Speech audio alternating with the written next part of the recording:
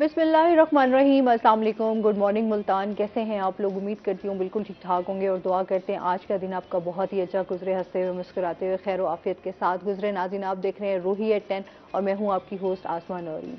एक नई सुबह में आपको खुश आमदीद कहते हैं जनाब। और मौसम की सूरत हाल पे बात करें तो मौसम जो है वो आज 31 सेंटीग्रेड उसका टेम्परेचर है और दिन के साथ बढ़ते बढ़ते जो है ये 35 सेंटीग्रेड तक जाएगा। और यकीन करें इस टाइम जो सिचुएशन है, इस टाइम जो हालात हैं, मुल्क की सूरत हाल है, सैलाब बहुत ज़्यादा आया हुआ है जिसकी वजह से आप देख रहे हैं कि बहुत ज़्यादा तबाही मच गई है। हमारा मुल्क जो है वो डूब रहा है। सवात वाला इलाका देखें, अपना जनूबी पंजाब हम देखें, बहुत ज़्यादा इस टाइम जो है हालात बहुत ज़्यादा ख़राब हैं। लोग बेघर हो गए हैं, लोगों के घर उजड़ गए हैं, लोगों के प्यारे चले गए हैं अपनी आंखों के सामने बहते हुए। आपको पता है कि हम एक हफ्ते से इसी पे ही हम लोग बात कर रहे हैं कि हमें एक साथ होने की ज़रूरत है, इस एक प्लेटफॉर्म पे इकट्ठा होने की ज़रूरत है। अब जाकर के हुकूमती सतह पर जो है वो काम एक्टिविटीज़ हो रही हैं, लेकिन फिर भी जो लोगों को लॉस हुआ है मेरे ख्याल में वो काफ़ी टाइम लग जाएगा उसको पूरा होते होते। लेकिन हम लोगों की जो बहैसियत मुसलमान जो हमारी ज़िम्मेदारी है, अगर हम अपने हिस्से का रोल प्ले करें तो मेरे ख्याल में कि बहुत कुछ जो है वो उसमें बेहतरी आ सकती है। और सेकेंडली पाकिस्तान का मैं समझती हूँ अलमिया ये है, मैं तो अब ये देख के हैरान हूँ, हम 2 दिन से यही न्यूज़ देख रहे हैं कि जो लोग जिन लोगों को ज़रूरत है, जिन लोगों को जिस तरह टेंट कोई 1200 कोई अगर आप उससे ज़्यादा अच्छा लेंगे तो वो 5-6 हज़ार का 7 हज़ार का, लेकिन अब वही टेंट जो है वो आपको 15 हज़ार में, 12 हज़ार में, 13 हज़ार में, मतलब कोई भी ऐसी कोई आफत आ जाए तो मतलब मुझे हम लोगों को ना बजाय एहसास के हम लोग उस चीज़ से अपने नफ़े के बारे में सोचना शुरू कर देते हैं। हम लोग ये तो चाह रहे होते हैं अच्छा हम लोगों की हेल्प कर रहे हैं, पर किस तरह की हेल्प कर रहे हैं कि हम अपना ही नफ़ा सोच रहे हैं, अपना ही फ़ायदा सोच रहे हैं, लोगों के लिए मुश्किलात पैदा करके। ये किस तरह की आसानी है? मुझे तो इस तरह का बड़ा अफसोस होता है कि हम लोग बहैसियत मुसलमान हैं, हम खुद को मुसलमान कहते हैं, लेकिन जब हम इस तरह की कोई मुश्किल आती है, कोई परेशानी आती है तो सबसे पहले हम अपने बारे में सोचना शुरू कर देते हैं। क्या हो जाएगा अगर हम लोग कम कीमत करके उसको बेच के लोगों के लिए आसानियाँ कर देंगे, जो इस टाइम बेघर हैं, जिनका बहुत कुछ लुट गया है, जिनके माल मवेशी चले गए हैं, जिनके अपने प्यारे चले गए हैं, जिनके अपने घर ही नहीं रहे, उनका कोई ठिकाना नहीं है।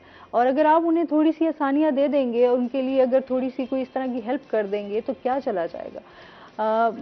खुदारा ये एक सोचने का है कि इससे हमें सबक भी सीखना चाहिए। इस टाइम जो हालात हैं वो कितने बुरे हालात हैं, हम सबको मिलकर इसमें अपना रोल प्ले करने की ज़रूरत है, अपनी ज़िम्मेदारी को समझने की ज़रूरत है और एक दूसरे के लिए आसानियाँ बांटने की ज़रूरत है। इसी मैसेज के साथ अपने प्रोग्राम का बाकायदा आगाज़ करूँगी। आज हमारे साथ गेस्ट मौजूद हैं, पहले उनका तारुफ करवा देती हूँ। आज हमारे साथ मौजूद हैं जी अदील अलवी, आज हमारे साथ मौजूद हैं जो कि फैशन डिज़ाइनर हैं। अस्सलाम वालेकुम, कैसे हैं आप? ठीक ठाक हैं? वेलकम करते हैं अपने शो में अदील आपको। और इसके साथ ही हमारे दूसरे गेस्ट हैं साद रशीद, जो कि हमारे जनूबी पंजाब की खूबसूरत आवाज़ है, सिंगर हैं। अस्सलाम वालेकुम, कैसे हैं आप? ठीक ठाक हैं? वेलकम करते हैं अपने शो में आपको। Thank you. अच्छा जी, आज अदील हमारे साथ मौजूद हैं, तो अदील से आज हम फैशन पे बात करेंगे। एक्चुअली फ़ैशन है क्या, किस तरह का आपको फ़ैशन करना चाहिए, किस तरह की ड्रेसिंग करनी चाहिए, किस तरह अपनी पर्सनालिटी को ग्रूम कर सकते हैं, उस हवाले से आज इनसे डिटेल से बात करेंगे। साथ हमारे साथ मौजूद हैं, तो साथ से हम जो है वो अच्छे अच्छे आज इनसे सॉन्ग्स भी सुनेंगे। क्या हाल है अदील, ठीक ठाक हैं? अल्हम्दुलिल्लाह माशाल्लाह। अच्छा, सबसे पहले तो फ़ैशन के हवाले से हम बात कर लेते हैं ना कि एक्चुअली पहले फ़ैशन के बारे में जानना ज़रूरी है कि फ़ैशन है क्या। सिंपली अगर कहा जाए, fashion is just like a trend. कि ट्रेंड क्या चीज़ आजकल मार्केट में ज़्यादा इन है, उसके अकॉर्डिंगली आप कैसे अपने आप को ड्रेसअप करते हैं, दैट इज़ फैशन। फिर उसके साथ साथ कुछ फैड्स आते हैं, दैट मीन्स कि कुछ चीज़ें जो कि कुछ लिमिटेड टाइम के लिए एंटर होती हैं, फिर वो they move out from the market. लेकिन फैशन एक ऐसी चीज़ है जो कि मेजॉरिटी ऑफ द इंडिविजुअल्स को आपको ड्रेसअप करना और वेयर करना सिखा रही होती है। तो इसके अलावा बहुत सारी चीज़ें ऐसी हैं जो कि फैशन से हट के भी आ जाती हैं, जो कि डिसेंसी के लेवल में आ जाती हैं। तो मैं ये मशवरा देता हूँ, मैं ये डिस्कस भी करता हूँ बहुत सारे फोरम्स के ऊपर, कि फैशन से ज़्यादा अच्छी ड्रेसिंग इम्पॉर्टेंट है। फैशन इतनी अच्छी चीज़ नहीं है। फैशन में be like it's attractive for a little time, but एक डिसेंसी, एक मेच्योर ड्रेसिंग वो प्रोलॉन्ग है, वो फॉर एवर रहती है। आप एक अच्छा सूट पहने, अच्छा ड्रेस पहने, वो आपको सुबह से लेकर शाम तक बहुत अच्छा एक कैरी करेगा, आपको एक कॉन्फिडेंस बूस्टर बनाएगा, आपको बहुत अच्छी एक एक्टिविटी बिल्डिंग में आपको हेल्प आउट करेगा, और सिमिलरली आपको अथॉरिटी बिल्ड में भी बहुत ज़्यादा हेल्प आउट करेगा।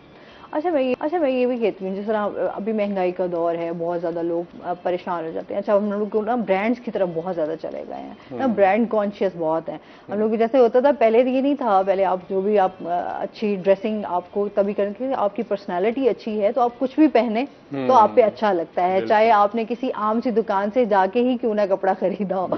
लेकिन जाहिर सी बात है, जैसे जैसे जिद्दत आती जा रही है, फैशन में भी बहुत ज़्यादा हम देखते हैं कि वैरायटी है, बहुत चीज़ें हैं। फैशन में समझते हैं एक बिग इंडस्ट्री है, मतलब उसमें अगर हम देखें, लेकिन आपको कहते हैं ना कम खर्च बाला नशी वाली बात जो है, आप कोई अच्छा ऐसे लें और उसके बाद आप उसको अच्छा से डिजाइन करवाएं और पहने तो वो भी आप पे बड़ा सूट करता है। बिल्कुल बिल्कुल, इसमें हमारी सर्विसेज इंक्लूड हो जाती है कि किस तरह से अच्छा टेलर हुआ हुआ है। फॉर एग्जांपल, अगर आप क्लॉथ कोई सस्ता सा भी ले लेते हैं लेकिन अच्छा टेलर्ड हुआ हुआ, वो आपकी बॉडी के मुताबिक, आपकी फिजिकल बिल्डिंग के मुताबिक, और फिर सिमिलरली आपकी पर्सनालिटी के मुताबिक, तो अगर वो सारी चीज़ें कंबाइनली अगर एक टेलर्ड सूट में मौजूद हो, फिर इट डजंट मैटर कि आप कौन से कपड़ा ले रहे हैं, कौन सा कपड़ा नहीं ले रहे, इवन के ब्रांड का ले रहे हैं या नहीं ले रहे, तो आई थिंक टेलर्ड चीज़ें ज़्यादा अप्रोप्रिएट रहती हैं इन कंपैरिजन के आप रेडी टू वेयर मिल जाएं। हाँ, लेकिन ये वो स्टिचिंग आप अपनी मर्जी की करवा रहे होते हैं ना, किस तरह आपको स्टिच चाहिए। ऐसे ही साथ, क्या हालचाल है तुम्हारे? अल्हम्दुलिल्लाह ठीक हो? आप क्या हो रहा है आजकल? आजकल फिलहाल तो वेकेशन चल रही हैं, अब तो ख़त्म होने वाली हैं, वैसे अयाशी ख़त्म होने वाली है। बच्चे भी जो है ना वो भी आज़ाद पहले फिर रहे थे, अब वो कैद होना शुरू हो गए। अच्छा, तो स्टडी सही चल रही है? हाँ जी, अल्हम्दुलिल्लाह स्टडीज बिल्कुल ठीक जा रही हैं। इसके अलावा म्यूज़िक चल रहा है लाइफ में, ये मेरी ज़िंदगी का अहम इम्पोर्टेंट पार्ट म्यूज़िक है। मतलब स्टडीज़ के ये एक है तो एक अलग साइड पे ही, लेकिन ज़रूरी इम्पोर्टेंट पार्ट है मेरी लाइफ म्यूज़िक। अच्छा, वैसे साथ को किस तरह की ड्रेसिंग पसंद है? मुझे हर तरह की ड्रेसिंग, बिल्कुल हर तरह की, मतलब जो सूट कर जाए वो पहन लिया। अच्छा, ये भी बड़ा मुश्किल होता है। वैसे मैं खुद बहुत चूजी हूँ इस मामले में ना, तो मुझे बड़ा टाइम लग जाता है। अक्सर मैं बस बाजार भी चली जाऊँ तो फ्रेंड्स के साथ, तो वो बेचारी थक जाती हैं, वो कहती हैं कि हम तुम्हारे साथ नहीं जा सकते, क्योंकि तो बहुत टाइम लगाती हो। चूज करने में ही टाइम जो है वो सारा दिन गुजर जाता है और तुम्हें कोई चीज़ पसंद नहीं आती। अच्छा, बिल्कुल ऐसा ही होता है। मैं अक्सर बाबा के साथ जाता हूँ शॉपिंग करने के लिए, तो बाबा मुझे कहते हैं तू आप खुद चले जाओ वहाँ पे दुकान, जो लेना ले लो, जब बिल पे करना मुझे बुला ले। मैं खुद आगे बिल पे कर दे, ये भी अच्छी बात है कि अच्छा बाबा आगे बिल पे कर दे, ये नहीं खुद ही बिल पे कर दो। सही है। अच्छा जी, जिस तरह अभी फैशन डिजाइनिंग की हम बात करें तो काफी लोग, इन्हें क्या स्कोप है फैशन डिजाइनिंग का? अल्हम्दुलिल्लाह बहुत ज़्यादा स्कोप। पाकिस्तान, हमें पता है टेक्सटाइल इंडस्ट्री हमारी बूम पे रही है फॉर द पास्ट 1 ईयर। हमने रिकॉर्ड जो ऑर्डर्स हैं वो बुक किए हैं, तो बहुत ज़्यादा हमारे पास गैप है। और मोस्ट इम्पॉर्टेंटली हमारी लेबर बहुत चीप है, चीप इन अ सेंस के कंपेटिटिव है अगेंस्ट जो दूसरे कंट्रीज़ हैं। तो हमारे पास बहुत बड़ा गैप है जिसमें हम गैप फुलफिल कर सकते हैं ऑल ओवर द वर्ल्ड। अब जैसे देखा जाए, आपके सिमिलर जो नेबरिंग कंट्रीज है उन्होंने इसी फैशन इंडस्ट्री, अपैरल इंडस्ट्री को टारगेट करके अपनी पूरी इकोनॉमी को ग्रो की है। तो व्हाई नॉट पाकिस्तान भी तो कर सकता है, क्योंकि हमारे पास इन हाउस, हमारे पास मैन्युफैक्चरिंग यूनिट्स है, इन हाउस हमारे पास टेक्सटाइल इंडस्ट्री है, हमारे पास डिज़ाइनर्स अच्छे हैं, हमारे पास ओवरऑल पूरी दुनिया का एक्सपोजर होता है। तो हमारे पास बहुत बड़ा गैप है जिसको हम टारगेट कर सकते हैं और फिर उसको कैश इन भी कर सकते हैं अपने पास। अच्छा, आप किस तरह की वैसे डिजाइनिंग करते हैं?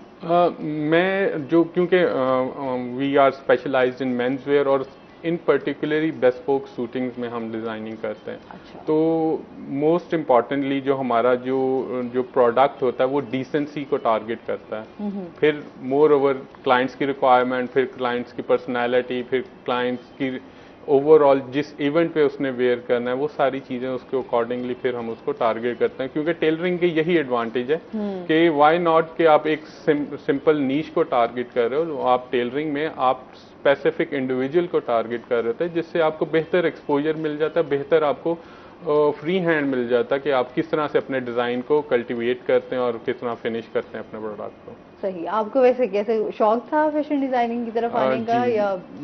एक्चुअली मुझे दोनों था, बाय एक्सीडेंट भी और शौक भी कुछ। अच्छा। तो मैंने स्टार्ट किया था back in 2012 with my father, क्योंकि he is a tailor master, तो he have way more experience, जितना हमारे पास कभी भी नहीं हो सकता उतना।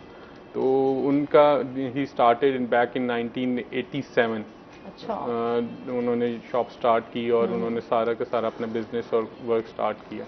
तो I join him back in 2012 and since then I have learned the techniques, I have learned the all over cuttings किस तरह होती हैं, किस तरह की मैनेजमेंट होती है, क्लाइंट्स के साथ किस तरह आपने अप्रोप्रिएटली डील करना है।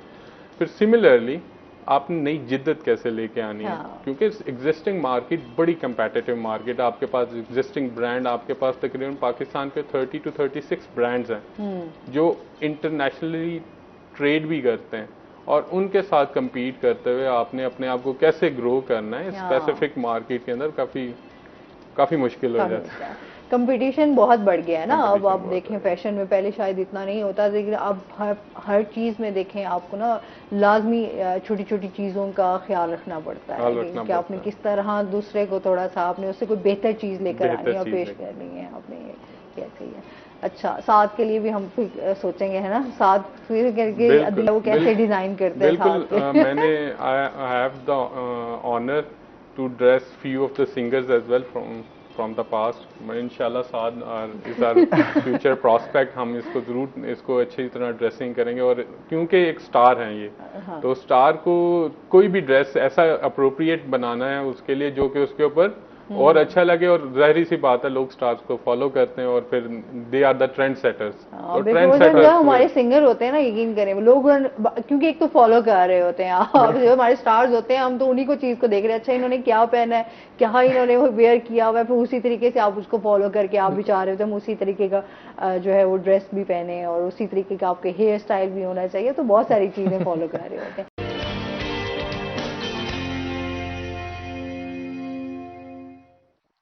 वेलकम बैक नाज़रीन, रूही एटेन में आपको खुश आमदीद कहते हैं। और ब्रेक पे जाने से पहले जो है साथ ने हमें बड़ा अच्छा सॉन्ग सुनाया, साथ बहुत अच्छा सॉन्ग सुनाया तुमने, और वो जीना से मुझे याद आया, मैंने एक ड्रामा किया था उसमें मेरा नाम जीना था। मैं कभी कभी ये सॉन्ग सुनूँ ना तो मुझे वो याद आ जाते थे कि मेरा भी उस ड्रामे में मेरा नाम जीना जीना होता था, तो सारे मुझे जीना जीना बुला रहे होते, याद आ गई मुझे उसकी। अच्छा जी अदील, जिस तरह अभी हम एक तो हम बात कर रहे होते ना कि लेडीज़ के हवाले से, तो आपको पता होता है कि वो बहुत कॉन्शियस होती हैं ख़वातीन हमारी, के हम लोगों ने किस तरह की डिज़ाइनिंग करनी है। अच्छा, फिर अगर शादी कहीं आ गई है तो उस पर तो आपको बहुत ज़्यादा ही फिर आप कॉन्शियस हो जाते हैं। अभी हम मर्द हजरात के हवाले से बात करें क्योंकि आपकी स्पेशल उसी में है, तो उसके हवाले से मर्दों को किस तरह की ड्रेसिंग करनी चाहिए? मर्द हजरात को काफ़ी सारे फैक्टर्स आते हैं, इसमें बहुत सारे वेरिएबल्स आते हैं कि किस तरह से क्या चीज़ मैटर करती है, क्या चीज़ इंपॉर्टेंस रखती है। फर्स्ट ऑफ ऑल पर्सनालिटी में बात की जाए तो हाइट, कलर, फिर उसके साथ weight, body structure, each and everything हमने उसको नोट डाउन करना होता है। फिर मोस्ट इम्पॉर्टेंटली इवेंट दिन में है रात में, फिर वो जब रात दिन का फैक्टर आता है तो फिर कलर्स चेंज हो जाते हैं। फिर अगर इसी तरह स्किन टोन की बात होती है फिर कलर चेंज हो जाते हैं। तो मोस्ट इम्पॉर्टेंटली काफ़ी ना वेग सा ये बात हो जाती है कि किस तरह की पहनने चाहिए या किस तरह के पहनते हैं। तो कुछ लोग अगर रेड शेरवानी भी पहन ले तो उन पे अच्छी लगनी शुरू हो जाती है। कुछ लोग अगर ब्लैक भी पहने तो उन पे इतना नहीं उठती चीज़। तो मर्द हजरात जो ज़्यादातर फोकस करते हैं वो कंट्रास्टिंग पे फोकस करते हैं कि उनकी जो अपनी दुल्हन है वो कैसी है, उसके अकॉर्डिंगली वो फिर सेट रखते हैं। फिर उसमें आ जाते हैं कंट्रास्टिंग कैसे देनी है। तो ज़्यादातर आज ट्रेंड जो चल रहा है वो शेरवानीज का चल रहा है। शेरवानी बहुत ज़्यादा, क्योंकि वैसे भी था कि स्टार्टिंग फ्रॉम 2015-16 ये ट्रेंड बहुत ज़्यादा इन हुआ है। तो तब से ये ट्रेंड, फिर इसमें एम्ब्रॉयडरी इंक्लूड हो जाना, फिर इसमें डिफरेंट स्टाइल्स आ जाना, फिर वही बात आ गई कि भाई ब्राइडल का कंट्रास्ट सेट करके फिर उसको मूव ऑन करना है। फिर क्योंकि इवेंट्स डिफरेंट होता है, फिर इवेंट्स के अकॉर्डिंगली हमने ड्रेसअप करना होता है चीज़ों को कि भाई मायूं है, फिर डिफरेंट आप कि कितने फंक्शंस आते हैं, फिर फंक्शन शादी के बाद के इवेंट्स पे आपने क्या कुछ वेयर करना होता है।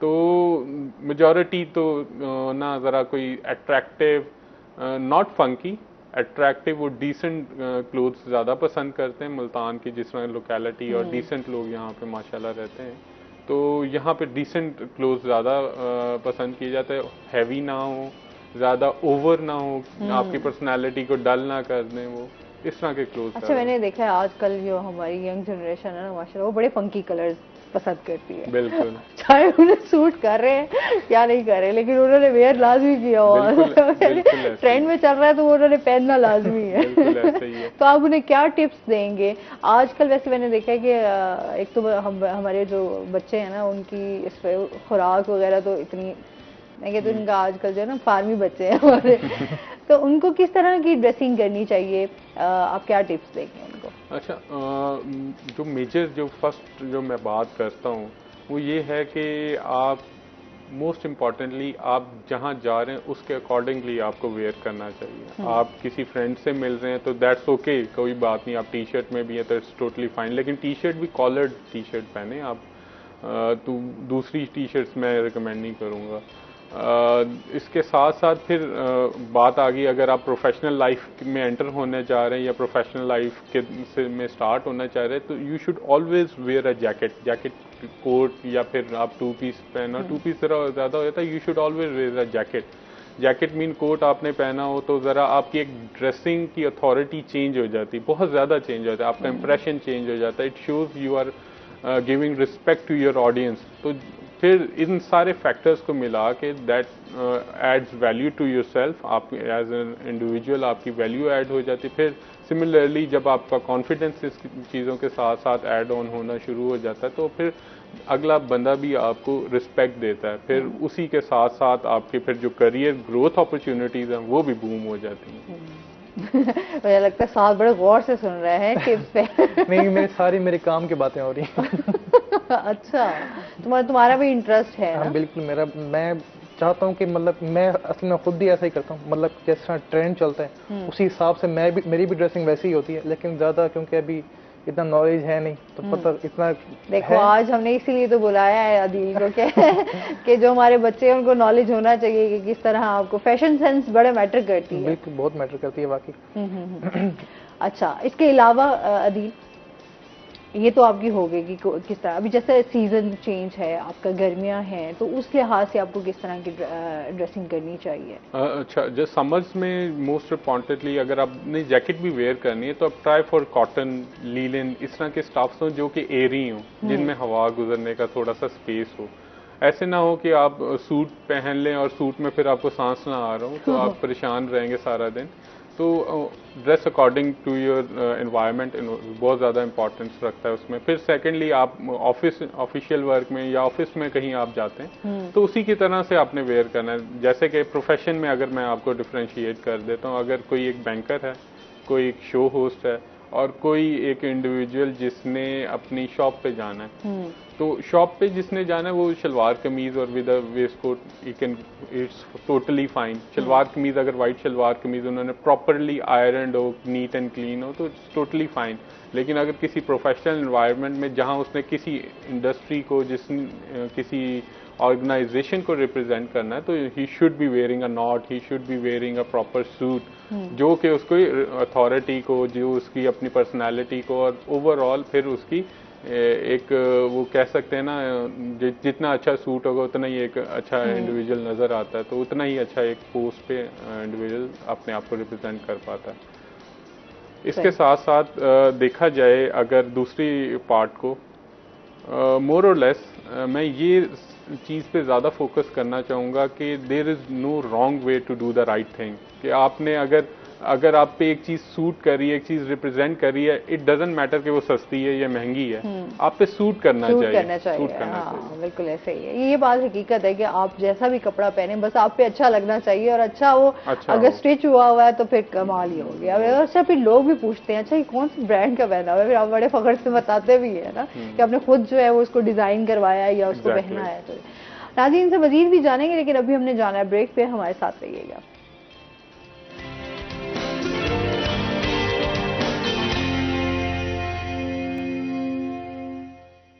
वेलकम बैक नाज़रीन, रोही एटेन में आपको खुश आमदीद कहते हैं। अच्छा साथ क्या सोचा हुआ है, क्या प्लान्स हैं? म्यूजिक को ही आगे लेके चलना है? नहीं, वहाँ मतलब पहले तो स्टडीज चल रही हैं अभी।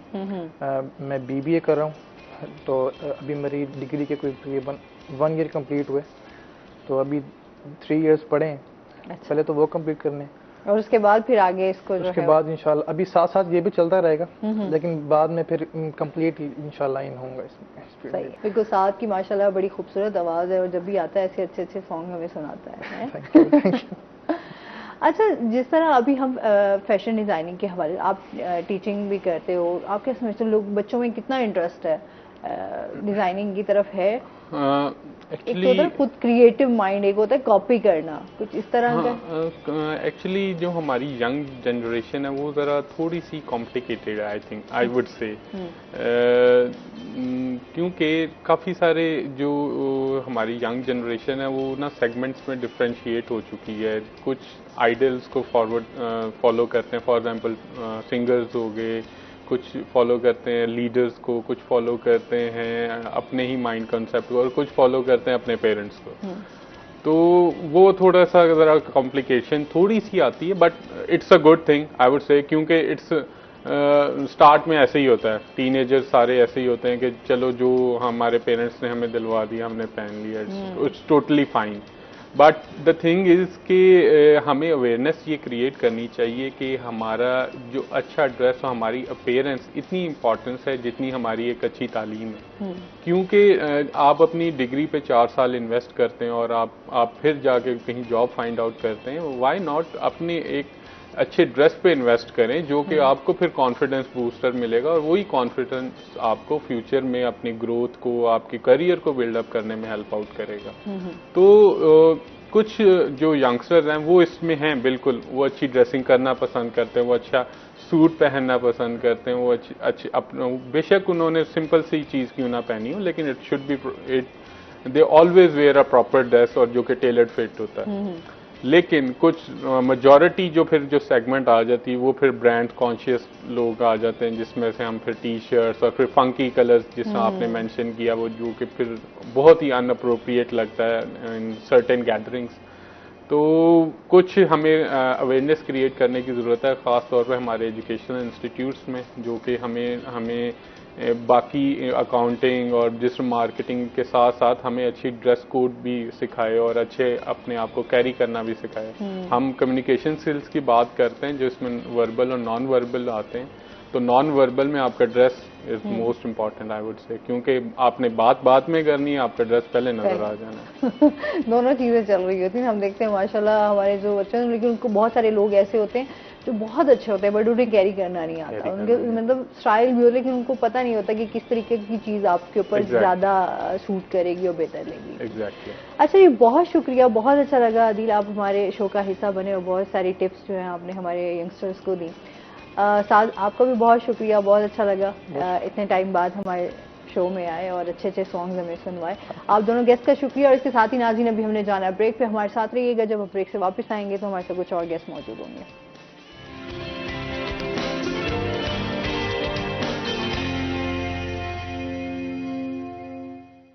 वेलकम बैक नाजरीन, रूही एयरटेल में आपको खुश आमदीद कहते हैं। और ब्रेक के बाद हमारे साथ गेस्ट मौजूद हैं जी। आज हमारे साथ बहुत अच्छे, बहुत ही शफीक इंसान, बहुत ही खूबसूरत दिल के मालिक आसिफ खेतरान साहब आज हमारे साथ मौजूद हैं, जो कि साबिक स्टेशन डायरेक्टर रेडियो पाकिस्तान रह चुके हैं। अस्सलाम वालेकुम। वालेकुम अस्सलाम। ठीक ठाक हैं? मैं ठीक हूँ, वेलकम कहते हैं अपने शो में आपको। बहुत शुक्रिया, बहुत शुक्रिया। और इसके साथ ही जो हमारे दूसरे गेस्ट हैं वो हैं जी डॉक्टर अफजल बुखारी, जो कि हमारे एडिटर रूही हैं। अस्सलाम वालेकुम सर, कैसे हैं आप? ठीक ठाक हैं? वेलकम कहते हैं अपने शो में आपको। और इसके साथ ही नाज़रीन, जैसे कि आप जानते हैं कि सैलाब की सूरत हाल पर हम जो है वो बात कर रहे हैं, तो आज रेडियो पाकिस्तान के हवाले से भी जानना चाहेंगे कि सर से कि रेडियो किस तरह अपना रोल जो है वो प्ले कर सकता है। सर, सबसे पहले तो क्या हालचाल है? ठीक ठाक? अल्हम्दुलिल्लाह मैं ठीक हूँ, और जिसको कहते हैं हमारी सराइकी में दिल मुंझाए, मतलब वो पूरा इलाका, मेरा पूरा पाकिस्तान जो है इस वक्त नागहानी आफात के कब्जे में है, और हम लोग इस वक्त बड़े महफूज जगह पे बैठे हैं, और हमारे बहुत सारे सामीन, बल्कि सारे के सारे सामीन वो महफूज जगहों पे ही बैठे हैं, तो वो ये शो देख रहे हैं। वो पूरी दुनिया में हो, पाकिस्तान में हो, हमारे वसेब में हो, लेकिन जो जहाँ भी है अल्लाह उसे अपनी हिफ्ज़ अमान में रखे।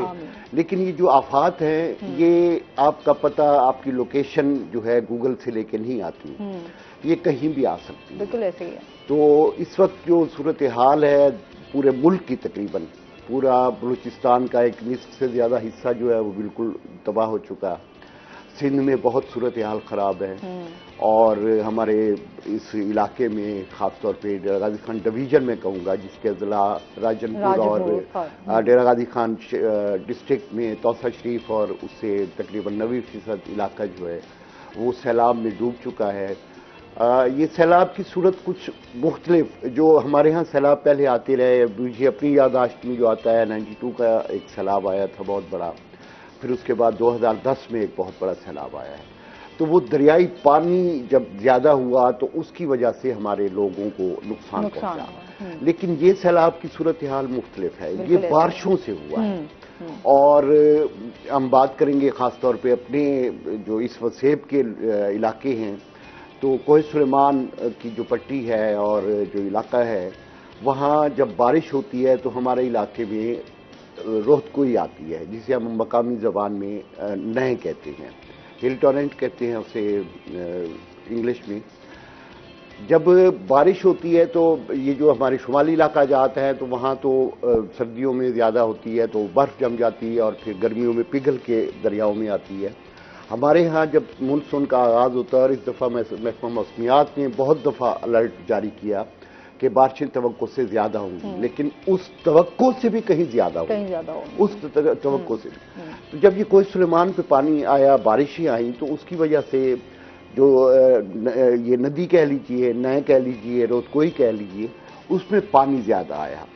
अब थोड़ा सा जो हमारे तजियाकार बता रहे हैं, वहाँ के इलाके के लोग बता रहे हैं, वो इस तरह से है कि जो उसका अपना एक रास्ता था, कुछ का कहना यह है कि कुछ जो ताकतवर लोग थे उन्होंने अपनी ज़मीनें बचाने के लिए, उन्होंने अपनी वहाँ सनतें लगाई हुई थी, उसको बचाने के लिए उसका जो कुदरती रास्ता था वो रोका है।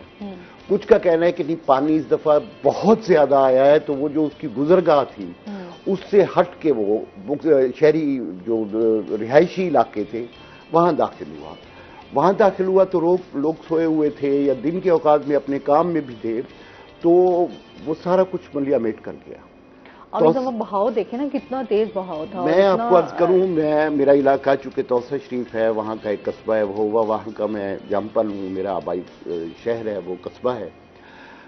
संगड़ बहता है, जो एक बहुत बड़ी नदी है, बहुत बड़ा एक नाला है, वो तौसा शरीफ के बिल्कुल साथ बहता है। तो मेरे बचपन में मुझे याद है 70s में वो उस पर पुल नहीं था, तो जब उसमें संगड़ में पानी आता था तो इधर की ट्रैफिक जो मुल्तान साइड से जा रही होती थी वो इस साइड पे रुक जाती थी।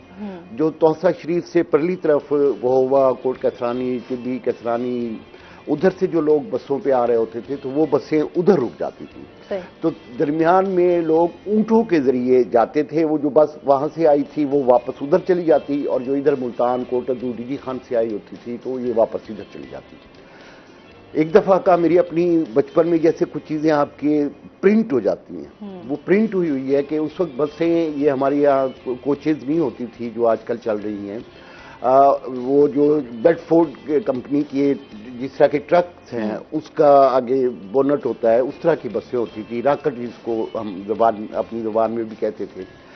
तो ड्राइवर ने कहा कि पानी थोड़ा है, मैं गुजर जाऊँगा, उसने गाड़ी बस जो है वो डाल दी। हम किनारे पे ही खड़े थे, बस जो ही दरमियान में गई है तो रेले की शिद्दत हुई है, पानी यकीन कीजिए कि शायद आदमी के घुटनों से भी नीचे होगा, लेकिन वो इतनी तेज पानी होता है कि वो नीचे से आपके रेत जो है वो खींचता है। मैंने अपनी आंखों से उस बस को लुढ़कते हुए, कलाबाजियां खाते हुए उस पानी के नजर होते हुए देखा। तो ये पानी के सामने वो कच्चे घर, इवन आपने देखा होगा सोशल मीडिया पे, टेलीविजन के बहुत सारे चैनल अब तो कवरेज कर रहे हैं कि वो सारे के सारे लम्हों में मलियामेट हो गए। सवाद का आपके सामने है, एक इतना ऊंचा इतना बड़ा होटल जो है वो एक लम्हे में गिरते हुए वो नजर हो गया। इस टाइम जो सूरत हाल है वो बहुत ज्यादा क्रिटिकल है। सर से भी जानते हैं, सर इस टाइम सैलाब की जो सूरत हाल है, आप क्या कहना चाहेंगे इस बारे में? देखें, एक तो लोगों को समझना चाहिए कि बड़े अरसे से बातें हो रही थी, वार्न कर रही थी कि आपका मुल्क उन चंद 5-6 मुल्कों में शामिल है जो मौसमियाती तब्दीलियों से बहुत ज़्यादा मुतासर होंगे। जी बिल्कुल। हम इसको बड़ा कैजुअल ले रहे थे। हम कह रहे थे कि जी क्या होगा, ज़्यादा बारिशें हो जाएंगी तो क्या होगा, बारिशें होती रहती हैं, ठीक है, सैलाब भी आते रहते हैं, हम इन सारी सूरत हाल को फेस करते रहते हैं। तो यही सूरत हाल थी जिससे हमें दुनिया आगाह कर रही थी। दुनिया हमें बता रही थी कि आप अपनी तैयारी करें। तो आप तैयारी के मरहले को देखें कि हमने क्या तैयारी की पिछले 5-7 सालों में। जब दुनिया हमें बता रही थी कि आपके ऊपर खतरा मंडला रहा है, तो हमने क्या तैयारी की? हमारी कुछ भी तैयारी नहीं थी किसी शोबे में। इवन रेस्क्यू में भी हम कोई किसी हद तक तैयार नहीं थे कि हम अगर हमारे यहाँ खुदा ना खास्ता इस तरह का बड़ा डिजास्टर आ जाए तो हम उसके लिए अपने आप को प्रिपेयर कर रखें। हमारे शहरी दिफा के इदारे, बाकी रेस्क्यू के इदारे उसके लिए तैयार हों। आपने देखा कि हमने कीमती जानें, बहुत सारी कीमती जवानें सिर्फ रेस्क्यू ना कर सकने की वजह से गंवा दी। ठीक है, हमने अपनी एबिलिटी को, कैपेबिलिटी को नहीं बढ़ाया। अब हुआ क्या है, एक तो यकीनन बारिशें बहुत ज़्यादा हुई और इस दफ़ा जो सैलाबी कैफियत है उसके साथ साथ 3 मामला थे। एक तो जैसे अभी आसिफ खान साहब ने जिक्र किया कि अचानक बारिशें होती हैं पहाड़ी इलाकों पर, और पहाड़ों पर जो बारिशें होती हैं उनका पानी बड़ी तेज़ी से, बहुत तेज़ फ्लो होता है, वो अचानक आ जाता है। अभी इन्होंने जिक्र किया हमारे इस खित्ते का, जहाँ वो बड़ी जो रोदकोइयाँ हैं, मिठामन और वडोर, उन्होंने भी नुकसान पहुँचाया, और बाकी भी। ये हमारे खित्ते का जिक्र किया। बालाई इलाकों में भी ऐसे ही है कि वहाँ पर जब बारिश होती है तो छोटे छोटे जो नाले हैं, आबी गुजरगाहें हैं, वहाँ बड़ा तेज़ पानी आ जाता है। और लोगों को हमने आगाह ही नहीं किया था इस खतरे से। लोग अपने सियाहती सफ़र पर गए हुए थे, बहुत सारे टूरिस्ट जो है वो इन इलाकों में मौजूद थे और अपनी अपनी इंजॉयमेंट कर रहे थे। तो अचानक पानी आने की वजह से वो सारे रास्ते रुक गए, और फिर मुसलसल बारिशें होने की वजह से वो जहाँ जहाँ फंसे हुए थे वहाँ खुराक की दस्तयाबी का इशू हो गया। वहाँ पर जो है उनको वापस लाना निकालना बड़ा मुश्किल हो गया। फिर एक तो ये बारिशें हुई शदीद। दूसरा मामला ये हुआ कि ये सारे जो रोदकोइयाँ हैं या आबी गुजरगाहें, इनका पानी इकट्ठा होकर जो छोटे छोटे दरिया हैं उनमें आता है, और वो दरिया की सैलाबी सूरत में आगे बढ़ता है। तो हम बालाई इलाकों को देखें, अपने इलाके की बात करते हैं, तो वहाँ आप जिस तरफ चले जाएं, जिस भी सियाहती मकाम पर चले जाएं, तो आप देखेंगे कि वहाँ पर होटल, बाजार वो दरियाओं के अंदर बने हुए। ठीक है, किसी ने परवाह नहीं की। पता नहीं कौन वो फरोख्त कर रहा है, कौन उनको अलाउ कर रहा है कि दरिया के अंदर जाके आप होटल बना लें। तो अगर आप दरिया के अंदर जाके होटल बनाएंगे, दरिया के अंदर जाके बाजार बनाएंगे, दरिया के अंदर जाके रिहाइशगाहें बनाएंगे, तो जब भी पानी आएगा वो तो आपको मुतासिर करेगा। तो हमें बताया जा रहा था कि हमारे यहाँ किसी वक्त भी सूरत हाल ख़राब हो सकती है, ग्लेशियर पिघल सकते हैं, बारिशें बहुत ज़्यादा हो सकती हैं, तो इस तरह का फ्लड आ सकता है। तो हमने कहीं रोका। आज भी आप जाके देख लें कि दरियाओं के अंदर होटलों की कंस्ट्रक्शन हो रही है। ठीक है, आप ये चाहते हैं कि भाई वो अच्छा रिजल्ट हो, लेकिन आप एहतियाती तदाबीर तो सारी इख्तियार करें ना। अच्छा, फिर एक ये मामला हो गया। फिर अब दरियाओं की जो सूरत हाल है उसको डिस्कस कर लेते हैं। आज एक मरतबा फिर हमें ये एहसास हुआ है कि देखें, हमने लोगों को इस काम पे लगा दी है कि जी ये हमारे गुनाहों की वजह है। कि हम भाई गुनाहों की वजह है तो ये सारे गरीब लोगों ने गुनाह किए हैं। कोई अमीर आदमी तो मुतासर नहीं हुआ, ताकतवर आदमी तो मुतासर नहीं हुआ। सर यही बात की मतलब देखिए, सारे गरीब लोग मुतासर हुए, बेचारे ऑलरेडी ये उनके गुनाहों का खमियाजा हम भुगत रहे हैं। जिन लोगों को इस मुल्क में प्लानिंग करनी चाहिए थी, मनसूबाबंदी करनी चाहिए थी मुल्क को आगे चलाने के लिए, वो सारी एहतियातें करनी चाहिए थी, उन्होंने नहीं किया। हमें तो सोते हुए पानी आ गया सर पर। हमने कितने डैम्स बनाए। आज ये दरियाए काबुल का पानी पूरा नौशहरा, चारसदा को, सवात का पानी डबो के आ रहा है। तो इस रास्ते में दरियाए काबुल के रास्ते में एक भी डैम नहीं है, उसके रास्ते में डैम ही नहीं आता। वो सारा पानी हम सिर्फ ये कोशिश करते हैं कि इसको किस तरह जाके समंदर में गिराना है। पूरी एफर्ट इसमें होती है। दरियाए सवात में अभी वो मुंडा डैम जो टूटा है, एक्चुअली उसका नाम मोहम्मद डैम है। तो मोहम्मद और मुंडा एक ही डैम का नाम है। तो मोहम्मद जो है वो दरियाए सवात पर बना रहे हैं। तो पहले वो हेडवर्क्स भी टूटा है, वो जो मोहम्मद डैम है वो अंडर कंस्ट्रक्शन है, वो कंप्लीट नहीं हुआ जी। तो वो अभी तो उसका आगाज हुआ था काम का, तो वो उस पर भी शगाफ पड़ा है, उसकी जो रुकावटें थी। तो ये सारा अगर ये हमने जहाँ जहाँ हमें ज़रूरत थी, अगर हमने प्रॉपर डैम्स बनाए होते बड़े दरियाओं के सामने, तो काफ़ी सारा हम पानी स्टोरेज भी कर सकते थे। और जब स्टोरेज आप कर लेते हैं तो बहुत सारे पानी को आप फिर मैनेज करके गुजार लेते हैं। ये नहीं होता कि अचानक सारा पानी आ गया और वो आफत जो है आपके सर पर अचानक आ गई। अभी आप ये देखें कि ये जो इस वक्त फ्लड है वो एक दरिया का फ्लड है। इस वक्त चनाब में फ्लड नहीं है, इस वक्त रावी में हैवी फ्लड नहीं है, इस वक्त सतलुज में फ्लड नहीं है, ये सिर्फ दरियाए सिंध का फ्लड है जो पूरे मुल्क को डुबो रहा है। ठीक है, और अगर ये 2010 की बात करते हैं, 2010 में चनाब में भी फ्लड था जी, ठीक है ना।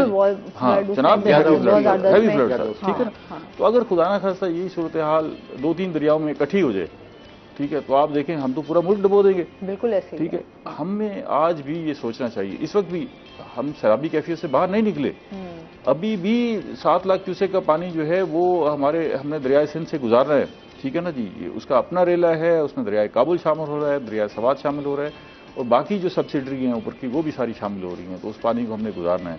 फिर ये अभी मानसून का सीजन जारी है, खत्म नहीं हुआ। हाँ जी, फिर इसके बाद इस दफा तो पोस्ट मानसून की सीजन में भी जो है वो खदशात हैं बारिशों के। तो भाई अगर आपने मुल्क चलाना है, अगर इसी तरह चलाना है तो इसी तरह नुकसान होते रहेंगे। आपने लोगों को इस लारे में लगा रखा है कि जी अल्लाह की तरफ से आफत है जी, आप बर्दाश्त करें जी, मत करें जी, ये रोजगार नहीं है तो ये बस अल्लाह की मर्जी है। भाई आप ऑलरेडी इतनी चीजों से आप खुद क्या कर रहे हैं, ठीक है ना। अल्लाह की मर्जी ये नहीं है कि भाई ये इन गरीब और बेबस लोगों को डुबो देना है, ये आपके गलतियों और खामियों हमारे हुक्मरानों की गलतियां हैं। सर आज वही ना बात हम पहले भी कर रहे थे कि आज 75 साल हो गए हमें आज़ाद हुए हुए हमारे इस मुल्क को, तो आज तक बेहतरी की तरफ चीज़ें हमारी आई ही नहीं है। हमें जो हमें डैम्स बनाने चाहिए थे, या हमें अगर ये इस तरह की जिस तरह आफतें आई हैं 2010 का हमने किया, तो वो उसमें ही अगर प्लानिंग्स हो जाती तो आज इतना बड़ा नुकसान हुआ है। जी बिल्कुल, बहुत सारे लोग कहते हैं कि हमारे जो दरिया हैं उनको गहरा खो देना चाहिए, उनको जो है ना उनका फैलाव जो है वो 10-10, 20-20 किलोमीटर हो जाता है। हमारे ये दरिया जो बह रहे हैं, ये बेशतर दरिया जो है वो मलकियती ज़मीनों पर बह रहे हैं। एक ये बड़ा इशू है कि दरिया बह रहा है तो वो आपकी ज़मीन पर बह रहा है, उसने रुख बदला, कटाव किया, तो वो साथ वाली ज़मीन की तरफ चला गया और आपकी ज़मीन बाहर निकाल गया। जैसे ही आपकी ज़मीन बाहर निकली, आपने उसको आबाद करने की कोशिश की और वो जो उधर वाली थी वो दरिया में चली गई, वो फिर इस इंतजार में बैठ गया कि जी उसकी ज़मीन निकलेगी। तो इसके लिए किसने, मैंने और आपने मनसूबाबंदी नहीं करनी है, हुकूमतों ने सोचना है कि आप दरियाओं के रास्ते मुख्तस करें, आप उसके ऊपर जो है बंदों को इस तरह बांधें। हमारे यहाँ क्या होता है, वो बंदों के बांधने में भी सारा सबसे बड़ी करप्शन जो है वही होती है। ये जो सफर बंद हम बनाते हैं, सफर बनाते हैं, सबसे बड़ी करप्शन वही होती है, क्योंकि इसकी ऑडिट, इसका चेक करना बड़ा मुश्किल है। आपने जिस किस्म के बंद बना दिए हैं, जहां बना दिए हैं, एक फ्लड आया तो इसमें आपने पता नहीं कितने फ्लड बंद जो है ना आपने दिखा देने हैं कि जी वो बह गए। सर यही तो अलमिया है हमारे पाकिस्तान के, जब भी कोई आफत आए, कोई मुश्किल आए, लोग अपने फायदे के बारे में जो है वो सोचना शुरू कर देते हैं। कॉलर हमारे साथ मौजूद है। अस्सलाम वालेकुम। जी जी, क्या कहना चाहेंगे अजहर साहब? ये कहना चाह रहा हूँ भाई, मैं मुल्तान के रहने वाला हूँ। जो हुकूमत 25-25 हज़ार से दे रही है ना, जी जी, तो वो यहाँ पे डिस्ट्रिक्ट मसला आता है तो वो यहाँ से निकलवा नहीं पा रहा हूँ। पहले 14,000 आए हैं वो भी नहीं मिल पाए, फिर 2,000 से आए हैं शहबाज शरीफ की तरफ से, वो भी नहीं मिल पाए। अब ये जो 25,000 थे ये भी नहीं मिल पा रहे। मैं आपके ताउन से ये कहना चाह रहा हूँ हुकूमत को कि चलो ये डिस्ट्रिक्ट मसला तो खत्म करें। अब सैलाब की वजह से मैं मुल्तान नहीं जा पा रहा हूँ, मेरे 3 छोटे-छोटे बच्चे हैं, मकान किराए का था, हर चीज बहुत मुश्किल हो रही है। ठीक है जी, बहुत शुक्रिया कॉल करने का।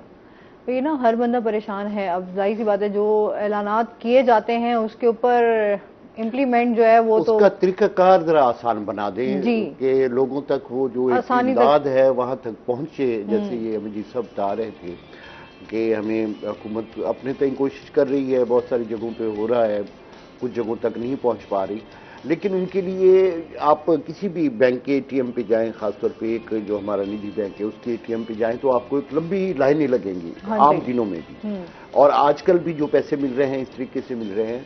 तो कोशिश ये करनी चाहिए कि उन लोगों तक, बजाय इसके कि ये जाके वहाँ मुख्तलिफ जगहों पे लाइनें खड़े होके और ये करें, मुस्तहिक लोगों तक आपके पास बहुत सारी अफरादी कुव्वत है जो हमारी इंतजामिया है, आपके पास बहुत सारे अहलकार हैं और यकीनन बहुत सारे लोग हैं जो मुतासिर हुए हैं। इतने लोगों तक पहुंचना मुश्किल तो हो सकता है, नामुमकिन नहीं है। अभी जो कुछ कह रहे थे बुखारी साहब, अमीर बुखारी भाई, अब मैं बिल्कुल उनकी बात को आगे बढ़ाऊंगा कि ये तो बड़े दरिया हैं। हम अगर जो मौजूदा हमारे इलाके की सूरत हाल है, ये जो पानी आता है स्पीड से आता है, इसके लिए कोशिश कागजात की हद तक की गई, लेकिन अगर इन पे भी छोटे छोटे बड़े डैम, हमारा एक बहुत शुरू दिन से लेके आज तक है कालाबाग डैम हुकूमतों ने मुखालफत की, हम उस बहस पे नहीं पड़ते हैं, ये छोटे छोटे डैम अगर बना के ये जो पानी है उसकी गुजरगाह को, और पानी अपना रास्ता खुद बनाता है। बुखारी साहब ने जैसे कहा, बिल्कुल ठीक कहा है। मैं चूँकि अब सेटल हूँ लिया डिस्ट्रिक्ट में, तो हमारा जो करोड़ लालीसन से ये शुरू होता है बखर के बाद, बखर शहर को भी वार्निंग इशू हुई है कि सिंध में बड़ा नीला आ रहा है। फिर तहसील करोड़ लालीसन जो पहले आता है, लिया से तहसील है उसकी, वहाँ के बहुत सारे इलाके खाली करवा लिए गए हैं और उनको महफूज मकाम पे लिया के मुख्तलिफ कॉलेजेस में, मुख्तलिफ जगहों पे उनको एवैक्यूएट किया गया है। तो रास्ता बनाता है तो आपकी बहुत सारी वही ज़मीन जो आपकी मलकियत ही है, जिस पे आपने सारा ज़राअत का सिलसिला किया है, रिहाइश का भी बनाई है, डेरे बना लिए, फार्म बना लिया, वो सारे इस वक्त ज़ेरे आप आ चुके हैं। जब तक आप उन जगहों के लिए आप उसका कुछ नहीं कर सकते, लेकिन ये जो रेतकोइयों का है इनका रास्ता रोक नहीं सकते, लेकिन थोड़े छोटे बंद बना के, छोटे छोटे डैम बना के आप इसको, दुनिया ने इस पर किया है, दुनिया के पास ये सारी चीज़ें हैं कि वो उनसे बिजली पैदा कर रहे हैं, उससे अपने मफादात को इस्तेमाल कर रहे हैं, बजाय इसके कि हम डबोएं इसको। अभी जैसे हम बात कर रहे थे तो सैलाब के बेसिकली 3 जो है वो मरहले आते हैं, हम बात कर रहे थे अभी हम सबसे पहला तो है रेस्क्यू। अभी तक कल कुछ दोस्त कहे हैं, बल्कि पिछले पूरे दिनों से मैं शाबाश दूंगा अपने उन साथियों को जो बहुत कोशिश कर रहे हैं, लोगों तक पहुंच रहे हैं। पहला रेस्क्यू है कि बहुत सारे लोग अभी तक भी फंसे हुए हैं। बिल्कुल। दूसरा रिलीफ है कि उनको इमदाद पहुंचे, कि उनके पास कुछ नहीं है। अच्छा, हमारा इलाका जो खास तौर पे ये इलाका है, तहसील तौसा शरीफ और फाजिलपुर के इलाका, इनके पास सिर्फ ढोर डंगर है। ये इलाके चटियल मैदान है, आपका जाना अगर हो इधर कोई सुलेमान की तरफ, फोर्ट बनरू की तरफ, तो आपने देखा होगा ये साफ है। यहाँ कोई बाकायदा तौर पे ज़राअत इतनी ज़्यादा नहीं है। ये हमारे लोगों का जो पानी आपाशी का निज़ाम है वो यही है कि वो नए के हवाले से बंद बांधते हैं। हम ज़मीनें नहीं कहते, जैसे पंजाबी में कहे मैं रकबे पे जा रहा हूँ, हम कहते हैं मैं अपने बंद पे जा रहा हूँ। बंद बांधते हैं, उसका छोटा सा रास्ता खोल देते हैं कि जब नए आएगी, जब रोज कोई आएगी, ये भर के इसको बंद कर लेंगे, फिर अगला बंद भरेगा, अगला बंद भरेगा। वो सारे तो उड़ गए और फसलें वैसे आम तौर पर भी नहीं होती। उनके पास ले दे के लाइफ स्टॉक का सिलसिला है।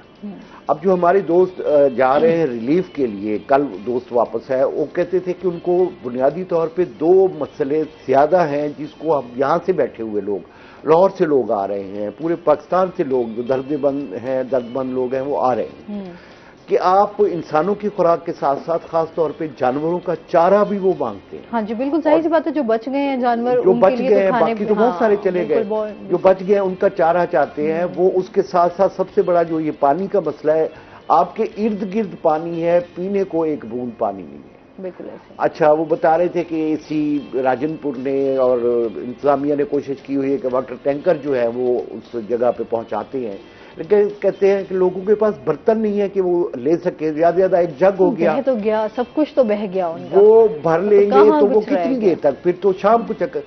जो लोग जा रहे हैं अगर हो सके तो खाली केने जो हम अपने घरों में साफ पानी के लिए लेके आते हैं वो लेके जाएं।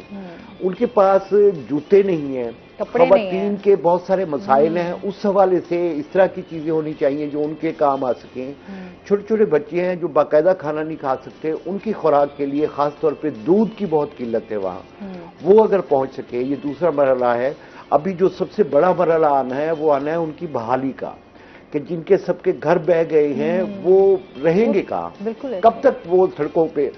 मैं इसमें एक अहम बात और कहता जाऊंगा कि मैं खुद नहीं जा सका उन इलाकों में, बहुत सारे दोस्त गए हैं जिनके साथ मुसलसल राब्ते में रहा हूं, कि हम जाते हैं, कुछ थोड़ा सा दुख और अफसोस की बात यह है, जैसे अभी आपने शुरू में बात की थी कि चीज़ों के निर्ख बढ़ा दिए गए, वो चीज़ें जो आम बहुत ज़्यादा निर्ख बढ़ा, तो उसके साथ साथ जो सूरत हाल हुई है, आप अपने शहर में देखिए, बहुत सारे वो भिखारी जो आपको हर जगह पे मिलते थे वो बहुत कम हो गए हैं, वो वहां पहुंचे हुए हैं और वो सड़कों पे बैठे हुए हैं। और सूरत हाल ये हो चुकी है कि आप ट्रक लेके जाते हैं, वैगन या डाला जिसको हम कहते हैं वो लेके जाते हैं, या अपनी गाड़ी में ही लेके जाते हैं, तो वो आप पे झपट पड़ते हैं बाकायदा, बिल्कुल ऐसे छीन लेते हैं आपसे।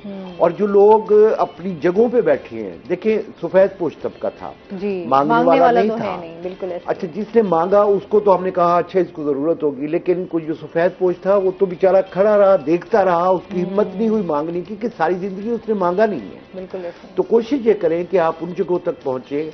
आप नहीं पहुंच सकते तो वहां के लोग जो है काम कर रहे हैं उनसे पूछ लें कि किस इलाके में है, वहां तक जो लोग जा पा रहे हों। लोग 4-4 किलोमीटर पैदल जाके उन तक जो है सामान पहुंचा रहे हैं। बिल्कुल ऐसे ही तो कोशिश कीजिए। अभी जैसे अमजद बुखारी भाई कह रहे थे, मैं अभी आया हुआ यहीं एसपी चौक पे मैंने एक कैंप देखा है जी, बिल्कुल। बहुत दिन जकिया यूनिवर्सिटी के स्टूडेंट्स जो हैं वो मुख्तलिफ चौकों पे खड़े हैं और बहुत सारे साथी हैं। मैं नहीं कहता हूं कि आप जाएं, जा सकते हैं तो सबसे अच्छी बात है, नहीं जा सकते तो ये जो जिस पे आपका दिल चाहता है कि हाँ ये लोग अच्छे, हम समझते हैं कि आप ट्रस्ट कर सकते हैं कि एक आपकी छोटी सी चीजें बात मैं और हिफाजत कहता चलूं, पता नहीं आपने वक्फे पे जाना हो या बुखारी साहब, कि सफेद पोश आदमी हूं, मेरी बहुत ज्यादा इस्तात नहीं है, थोड़ी सी पैसे देते हुए या चीजें देते हुए मुझे शर्म आती होगी कि लोग क्या कहेंगे। नहीं, वो आपकी जो छोटी सी चीज है, छोटी सी अमाउंट है, या आपके पास कुछ जो चीजें हैं जो आपसे वाफर है, बर्तन है, बहुत सारी और इस तरह की घरेलू इस्तेमाल की अच्छी, ये नहीं कि वो फटे पुरानी चीजें, वो हैं, वो जरूर दीजिए, उनके काम आएंगे। आपने सोशल मीडिया पे देखा है एक कचरा चुनने वाला बच्चा जो है वो एक डिब्बे में पैसे डाल रहा होता है, उसकी तो सारे दिन की कमाई भी शायद 10 या 20 रुपए होगी। नहीं, मैं समझती हूँ जज्बा सबके अंदर मौजूद है। इंसानियत अभी भी जिंदा है कि आपने उनकी, लेकिन बात यह है कि आपने उसकी खिदमत कैसे करनी है। इंसानियत की जो इसमें मुश्किल टाइम हम पे आया हुआ है उससे हमने फेस कैसे करना है, लोगों की खिदमत कैसे करनी है, इस पर हम मजीद बात करेंगे। नाज़रीन, अभी हमने जाना है ब्रेक पे, हमारे साथ रहिएगा।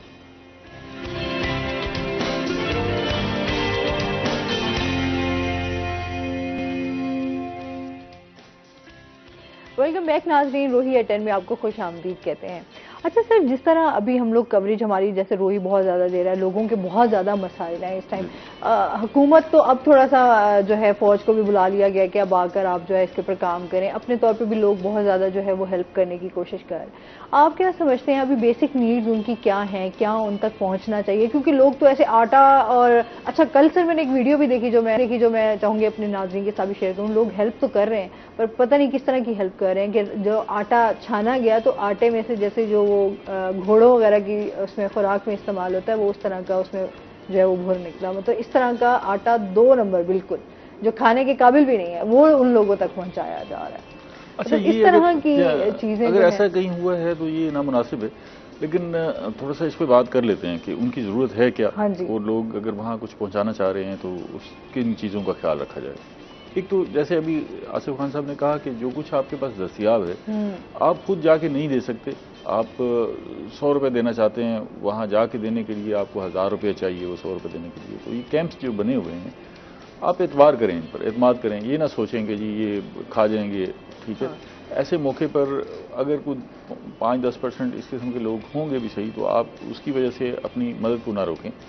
आप इन कैंप्स में जहाँ भी आप मुनासिब समझें आप जमा करवा दें तो ये इमदाद उन तक पहुँच जाएगी। अच्छा, अब उनको पहुँचाना क्या है? अभी बहुत सारे इलाकों में बारिशें मौजूद हैं, बारिशों का भी मजीद भी खदशा है, फिर सैलाबी पानी मौजूद है। आप ये ज़हन में रखें कि वो इस वक्त चूल्हा जलाने खाना पकाने की पोजीशन में नहीं है, बिल्कुल ऐसे, ठीक है ना। अगर आप उनको इस किस्म की चीज़ देंगे कि ये वो पका लें वहाँ पर तो ये पॉसिबल नहीं है, ठीक है। तो इन दिनों में जब रेस्क्यू हो रहा होता है या ऐसे लोगों की मदद की जा रही होती है जिनको ताज़ा रेस्क्यू किया है तो उनको खुश्क खुराक कोशिश करें आप भेजें अगर वो कुछ दस्तियाब है तो। इसी तरह कपड़े जो दस्तियाब हैं, बर्तन हैं, वो आप भेज सकते हैं। इस तरह खुश्क दूध है या जो भी सारी खुराक जो है वो खुश्क शेप में आती है तो डब्बों में भी आती है, तो जो अगर इस सूरत में मौजूद है तो वो भेजें, तो तरजीहन ये है। फिर उसके बाद जो है उनको नकद भी जो है वो ज़रूरत होती है कि भी कहीं ना कहीं कुछ चीज़ वो कहीं मंगवा सकें, कुछ कर सकें। अच्छा, चारे के लिए ज़ाहिर है यहाँ से हम कुछ बंदोबस्त नहीं कर सकते। चारा एक बड़ा एलिमेंट है जो वहाँ खुराक की जानवरों की खुराक की भी कमी है, तो वो वहाँ पर जो इंतज़ामिया है वो कोशिश कर रही है कि वो जो लाइफ स्टॉक बच गया है उसके लिए चारे का बंदोबस्त किया जाए। अब इसके असरात जो है वो क्या होने जा रहे हैं? एक तो फौरी असरात हैं सैलाब और बारिशों के, एक लॉन्ग लास्टिंग है, आपको 6 महीने तक वो असरात महसूस होते रहेंगे, इससे ज़्यादा अरसा तक महसूस होते रहेंगे। जी बिल्कुल। पहले फौरी असरात तो ये हुए ना कि जी हमें वहाँ जो लोग थे उसमें बहुत सारे लोगों का नुकसान हो गया, उनके घर ख़त्म हो गए, उनके शेल्टर ख़त्म हो गए। ठीक है, अच्छा इसमें शेल्टर बड़ा इंपॉर्टेंट है। बहुत सारे लोग जो है जिनके पास शेल्टर नहीं है, उनको तरपाल चाहिए, उनको कोई तंबू चाहिए, कोई प्लास्टिक शीट्स चाहिए जो उनके लिए हेल्पफुल हो सकती हैं। दूसरा ये मच्छर के लिए भी जो है ना, मच्छर से बचने के लिए, कीड़े मकोड़ों से बचने के लिए वो भी अगर कुछ दस्तयाब आपके पास है तो वो भी आप भिजवाएं, वो भी वहाँ बहुत ज़रूरत होती है। अब हुआ क्या है, एक तो उनका शेल्टर ख़त्म हो गया, वापस जब ये पानी उतरेगा तो फिर वो जाके अपने कच्चे घरों को अपनी मदद आपके तहत तामीर करेंगे। ये थोड़ी बहुत इमदाद से उनके घर तामीर नहीं होते, ये तो यही खर्च हो जाएगी। ठीक है, हुकूमत को आगे आना पड़ेगा और आगे बढ़ के जो है उनकी इमदाद करनी पड़ेगी घरों की तामीर के हवाले से। एक जो अहम पहलू हुआ है कि हमें खदशा नज़र आ रहा है कि हमारे यहाँ खुराक की किल्लत हो सकती है आइंदा दिनों में। उसकी वजह यह है कि एक तो बड़े पैमाने पर हमारी सब्जियां तबाह हो गई हैं इस पूरे खित्ते में, बिल्कुल ऐसे ही और बलाई इलाकों में भी सब्जियां बहुत काश्त होती थीं, वो सब्जियां जो है वो उनको नुकसान पहुंचा है। फिर हमारी फसलों को बड़ा नुकसान पहुंचा है, जिसमें हमें कपास की किल्लत, शदीद किल्लत का सामना हो सकता है, और कपास के साथ साथ बाकी फसलें भी जैसे दालें हैं या दीगर फसलें हैं जो खुराक के तौर पर इस्तेमाल होती हैं, उन फसलों को भी नुकसान हुआ है, उसमें भी किल्लत का सामना हो सकता है। इसके साथ साथ हमें जो है जो सबसे बड़ा नुकसान हुआ है कि हमारा जो महकमा खुराक है वो जो गंदम खरीदता है वो सारी उनके पास सेलोज नहीं है, बंद डब्बे नहीं है जिसमें वो स्टोर कर सके, तो बेशतर जो है वो खुली फजा में स्टोर कर दी जाती है, ऊपर तरपाल डाल दी जाती है कि बारिश से महफूज रहे। तो सैलाब आने से वो गंदम जहाँ जहाँ मौजूद थी वो उसको हम फौरी तौर पर निकाल भी नहीं सके, तो वो गंदम भी बड़े पैमाने पर तबाह हुई है कि वो वहीं पानी आ गया है तो वो गल सड़ गई है, वही तो नहीं लेकिन गल सड़ गई है, तो वो काबिल इस्तेमाल नहीं रही। तो आइंदा दिनों में हमें जो है वो खुराक की किल्लत का भी जो है वो सामना हो सकता है। तो उसके लिए अभी से हमें तैयारी करनी है, हमें सोचना है, और ये हुकूमत की सतह पर सोचने की ज़रूरत है। देखें, पहला काम जो है वो हुकूमत को ये सैलाब और बारिशों के बाद जो करना पड़ेगा वो सर्वे होगा, बड़े पैमाने पर सर्वे। अभी इस पोजीशन में नहीं है सर्वे, अभी तो पानी है, अभी तो हाँ जी बिल्कुल ऐसे ही है। वो सर्वे करना पड़ेगा कि सर्वे जो है वो इंसानी जानों को क्या नुकसान पहुंचा, कितने लोग मुतासिर हुए, कितने घर ढह गए, उनकी तादाद के हिसाब से प्लानिंग करनी पड़ेगी, कितना हमारा जानवर लाइफ स्टॉक जो है वो मुतासिर हुआ, उसके हिसाब से जाहिर है अब दूध और गोश्त का भी उस पर असर होगा ना जी। अगर सर करोड़ों की उसमें, ये तो करोड़ों में ही हमारे यहाँ बलाई इलाकों में जो मुर्गी के फार्म्स हैं वो सारे उधर ही बनाए जाते हैं, तो मौसम सूट करता है, तो वो बड़ा नुकसान हुआ। फिर हमारे फिश फार्म्स जो है ना वो बहुत बड़ी तादाद में फिश फार्म्स बह गए हैं, लोगों का रोजगार वाबस्ता था इस सारी सूरत-ए-हाल से, वो रोजगार भी खत्म हुआ और फ्यूचर में भी जो है उनको बड़े मुश्किलात का सामना करना पड़ेगा। तो इसलिए एक बड़ा डिजास्टर है, उसके लिए तैयारी भी उसी सतह की करनी पड़ेगी। मैं इस सारी सूरत-ए-हाल में अपने सियासी लोगों को भी कहूँगा कि वो अब उनका इम्तिहान है कि वो सामने आए, वो बरीउल ज़िम्मा नहीं हो सकते ये कह के कि इतनी बड़ी तबाही है और हम जो है इसे कैसे। बहुत सारे मुल्कों में, जापान में शदीद ज़लज़ला आया, एक साल में पूरा जापान उन्होंने दोबारा खड़ा कर लिया, ना किसी से इमदाद ली, ना किसी की तरफ मुड़ के देखा, खुद ही अपनी मदद आपके तहत उन्होंने पूरा मुल्क को दोबारा जो है वो खड़ा कर लिया। तो हमें एक कौम बनना है, इसी तरह आगे बढ़ना है, अदरवाइज जो है वो हमारी दुनिया में गुंजाइश नहीं है। आप ये समझें कि जी हम हर साल बाद कोई ना कोई नई तबाही दिखा के दुनिया से भीख मांग के, मदद मांग के ले आएंगे, तो दुनिया ऐसे नहीं करती। सारे लोग अपने आप को तैयार रखते हैं, अपने आप को तैयार रखते हैं और अपने तैयारियां। अच्छा, अब एक और जो इसमें इन सैलाबी कैफियत में और बारिश में हमें सामने आया है, वो इसका इदराक तो सबको था पहले, लेकिन इस सारी कैफियत में एक दफ़ा ये बात फिर उभर कर सामने आई है कि हमारे जो सिविल इदारे हैं उनके पास कैपेसिटी नहीं है। देखिए, आज भी जहाँ जहाँ रेस्क्यू की ज़रूरत हुई, हम बैठकर फौज का इंतज़ार कर रहे थे ना, कि फौज का हेलीकॉप्टर आए या फौज के लोग आए वो रेस्क्यू करें। हमारे अपने इदारे जो है वो ठीक है, रेस्क्यू का एक इदारा है, वो अपने तौर पे जहाँ काम कर रहा था, कोशिश कर रहा था, लेकिन उसके पास इतनी कैपेसिटी नहीं है कि वो बाकी चीज़ों वसाइल पे है। उसके पास इतने वसाइल नहीं है कि वो जाके। हमें अपने सारे इदारों को रिव्यू करना पड़ेगा, एक दफ़ा फिर देखना पड़ेगा कि अगर हम दुनिया में क्लाइमेटिक चेंजेस से मुतासर होने वाले बड़े मुल्क में शुमार हो रहे हैं, तो ये डिज़ास्टर खुदा न खास्ता आइंदा बरसों में भी इसी तरह आ सकती हैं, तो उसके लिए हमें तैयार करना होगा। मैंने अभी आपको जापान की मिसाल दी। जापान में अंदर जलजिला आता रहता है, ये एक उनका कंटिन्यूस फीचर है कि जलजिला आता रहता है। उन्होंने पूरी कौम को तैयार किया है, उनके सिलेबस का हिस्सा है कि जलजिला आए तो आपने उससे किस तरह बचना है। वो सारी कौम को तरबियत देते हैं कि जलजिले की कैफियत में आपने क्या करना है। अपनी इमारतें इसी तरह शेप करते हैं, ठीक है ना जी। तो वो भी कोई मामूली आफत नहीं है जलजिला ना, 1 मिनट में वो सारा कुछ तहस नहस करके हो जाता है, ठीक है ना। तो वो उसके लिए अगर तैयारी कर सकते हैं तो हम इन क्लाइमेटिक चेंजेस से निपटने के लिए क्यों तैयार नहीं हो सकते। और फिर हमें जो इस वक्त लाइबिलिटी है ना, अभी हमें पानी एक लाइबिलिटी नजर आ रहा है ना कि जी अब इससे कैसे निपटें, बारिश हो रही है जी, ये तो अल्लाह की रहमत है। अगर नहीं होता तो फिर हम बैठे हुए सोच रहे होते हैं कि जी हमारे पास पानी दस्तियाब नहीं है। तो हमें इसके लिए तैयारी करनी है कि सारी सूरत हाल को हमने लाइबिलिटी को अपने रिसोर्स में किस तरह बदल रहे हैं। बिल्कुल ऐसे ही है। इसको अपनी ताकत बनाना है। ये सारा पानी एनर्जी है, इसके अंदर जो भी कुछ है वो हमारे लिए वसाइल है, और इस वसाइल को हमने किस तरह अपने लिए मददगार बनाना है। हमें पेशावर से लेकर कराची तक अपनी सारी प्रोग्रामिंग को रीडिज़ाइन करना होगा कि हमारे जो सैलाबी इलाके हैं उनकी कैफियत देखनी होगी, उनको रीडिज़ाइन करना होगा। हमारे जो सियाहती मकामात हैं उनको रीडिज़ाइन करना होगा, उनको इसी हिसाब से सोचना होगा और बनाना होगा ताकि हम मैक्सिमम जो है वो डिज़ास्टर से बच सकें। इस वक्त जो है हमारे पास जो इदारे हैं, बहुत सारे इदारे भी हैं जो ये अल्लाह की रहमत है और नेमत है कि बहुत सारे इदारे जो है वो फलाही काम करते हैं। बिल्कुल। बहुत सारी सियासी जमातें हैं जो फलाही काम करती हैं, तो वो भी मैदान अमल में है, अपने अपने तौर पर जो है वो खिदमत कर रही हैं। मैं बड़ा हैरान होता हूँ, छोटे छोटे मदारस हैं, उन्होंने बहुत बड़े बड़े कैंप लगाए हुए। एक मदरसा मैं देख रहा था कि उन्होंने अब फौरी तौर पर कश्तियाँ खरीद ली हैं उन इलाकों में जाने के लिए और वहाँ पर लोगों की जाके मदद करने के लिए। तो ये बड़ी गनीमत है कि ऐसे इदारे जो खुद इमदाद पर चल रहे होते हैं, अगर हमारे मुल्क में ऐसी कोई मुश्किल सूरत हाल आती है तो वो मैदान में आ जाते हैं, वो हुकूमती मदद का इंतजार नहीं करते। सर इसी तरह है ना, हुकूमत की तो अब नजरे गर्म हुआ है मेरे ख्याल में। उन्होंने अपनी जो सियासत से तरह हट के अब उन्होंने कि मुल्क हमारा जो है वो डूब रहा है, लोगों के क्या क्या मसाइल है, किस तरह वो फेस कर रहे हैं, वरना तो वो अपने ही कामों में मसरूफ थे। उससे पहले कि लोग हुकूमत से पहले वहाँ पर लोग जो है वो अपने तौर पे पहुंचे हुए थे। देखिए आप ईदी की मिसाल सामने लें, कितना बड़ा फलाई इदारा है, ठीक है ना जी। पूरी दुनिया उसको रिकॉग्नाइज करती है, तो ये हमारे मुल्क के अंदर है।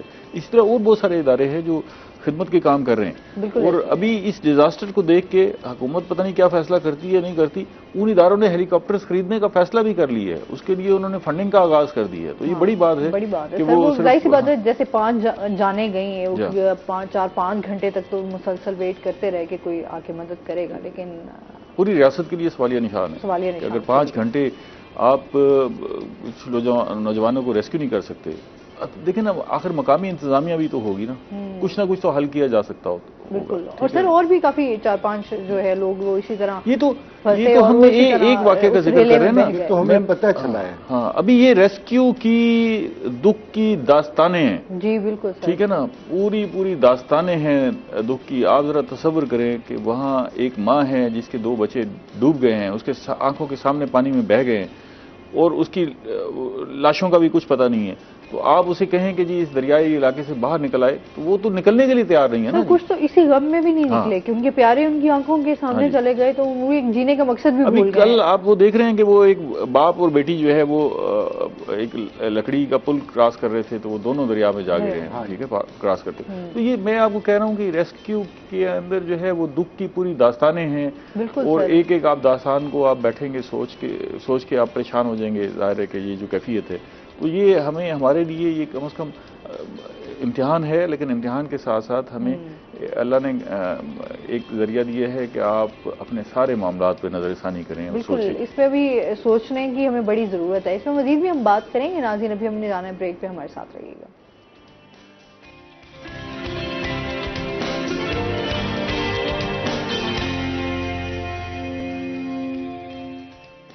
वेलकम बैक नाजरीन, रोही एटन में आपको खुश आमदीद कहते हैं। अच्छा अक्सर जिस तरह हम समझते हैं कि हम सब लोगों को अपना क्या किरदार अदा करना होगा, इस टाइम हमारी क्या जिम्मेदारी हैं, आप क्या कहना चाहेंगे इस बारे में?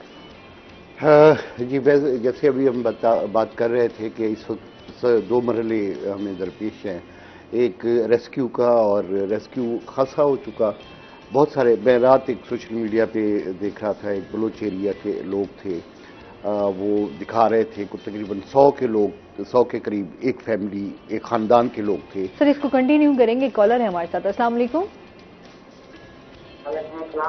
जी जफर हैं लिया से हमारे साथ, क्या कहना चाहेंगे? मैं चाहता हूँ बेटी साढ़े को जरा रास्ते मताने से रोड है ना, उन्हें तो निकलना जगह ही कौन है, वक्त निकले तब बंद नहीं दिए साढ़े 16 से 65 ना इसको खड़ा तारे इलाके दी साइड दी गाल करने पे। जी जी जफर वाल आखो तो आवाज सही नहीं आई, क्या मसला थी ना पे तो को जी बस मसला ये जो सारे खावा दे दाने हैं थोड़े तो वो सारे बुढ़ गए, सारे को कोई गवर्नमेंट का बंदा नहीं थे, हालत वक्त में चाहिए। तुसा केड़ी जाते ही वे सारे असा है बावला और का से जिला इस तफसील करो साफ ब्लड दे नहीं जाए जरूर संभाल के ए वाड़ा सेहरा दे नाल ही वे किथे ही जे जे जे पे वो वक्त मस्ताना है ते नहीं। अच्छा ठीक है जफर भाई, अल्लाह तो अपने हिफ्ज़ अमान च रखे। आसमा बीबी आप और डॉक्टर अमजद बुखारी साहब हैं हमारे, इस चैनल के थ्रू भी और इंतज़ामिया तक कोशिश की करते हैं कि ये बात पहुंचाई जाए। बस्ती मस्ताना है, मैंने जैसे पहले अर्ज़ किया कि डीजी लिया डिस्ट्रिक्ट में तहसील करोल लालीसन जो है, वहाँ असल में जो रेला, जैसे अभी डॉक्टर साहब बता रहे थे, जो रेला पहुंचना है लिया में वो कल पहुंचना है। 7 लाख क्यूसेक तो गुजरा है, बाकी है कि इससे भी ज़्यादा होगा ये, तो ये कल तक पहुंचना है। तो इस इलाके में डीसी साहब हमारे खिची साहब आए हैं नया लिया में, कोशिश वो कर रहे हैं। मैं चूँकि कल इत्तफाक से वहीं इसी इलाके में ही था, तो कोशिश कर रहे हैं, अल्लाह करेगा कि इन तक भी। वो कह रहे थे कि हमारे पास गंदम भी नहीं रही, ज़ाहिर है वहाँ जो लोग होंगे इस टाइम जो है वो कहोगे। अभी हम बात जब आपने आगाज़ की थी अभी डॉक्टर साहब से, तो बहुत सारी चीज़ों का इन्होंने जिक्र भी किया और जो ज़रूरत है। साथ साथ आप देखें हमारे यहाँ जब बारिशें शुरू होती हैं, सावन शुरू होता है, ख़ासतौर पर मानसून शुरू होता है, तो मच्छर और मक्खी ज़्यादा हो जाती है जी। वहाँ वबाई अमराज बहुत फूट पड़े हैं, बीमारियाँ बहुत ज़्यादा हैं, सांप बहुत ज़्यादा हो गए। तो जो अहबाब जा रहे हैं वो कोशिश करें कि अपने साथ हो सके तो कोई मेडिकल के साथियों को, और ख़ास तौर पे अद्वियात, और नहीं तो जो हमारी आम अद्वियात जो हम बुखार की सूरत में और वबाई अमराज की हवाले से, पेट के अमराज हैं, उस हवाले से वो चीज़ें ज़्यादा से ज़्यादा पहुँचाएँ। अभी आप किरदार की बात कर रहे थे कि हर बंदा जो है वो इसमें यकीनन अपना एक किरदार अदा कर सकता है कि मेरे पास जो इस्तात है उस हवाले से मैं मुख्तलिफ कैंप्स तक खुद जा सकता हूँ, 4-5 दोस्त मिल सकते हैं।